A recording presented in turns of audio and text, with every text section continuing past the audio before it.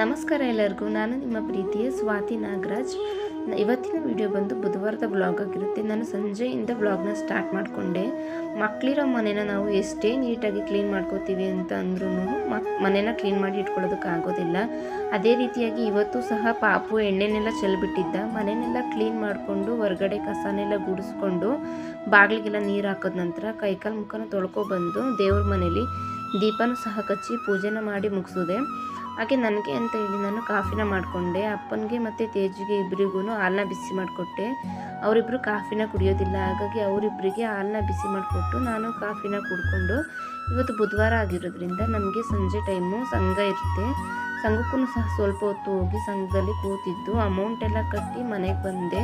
ಹಾಗೆ ನಾನು ಮಧ್ಯಾಹ್ನಕ್ಕೆ ಟೊಮೊಟೊ ಸಾಂಬಾರನ್ನ ಮಾಡಿ ಎತ್ತಿಟ್ಕೊಬಿಟ್ಟಿದ್ದೆ. ಹಾಗಾಗಿ ನೈಟು ಅದೇ ಸಾಂಬಾರಿತ್ತು ಅಂತ ಹೇಳಿ ಅದಕ್ಕೆ ನಾನು ಸೈಡ್ಸ್ಗೆ ಮೊಟ್ಟೆ ಮತ್ತು ಬೋಟಿನ ಮಾಡ್ಕೊಂಡಿದ್ದೆ. ಈ ವಿಡಿಯೋ ಇಷ್ಟ ಆದರೆ ಲೈಕ್ ಮಾಡೋದನ್ನು ಮರಿಬೇಡಿ.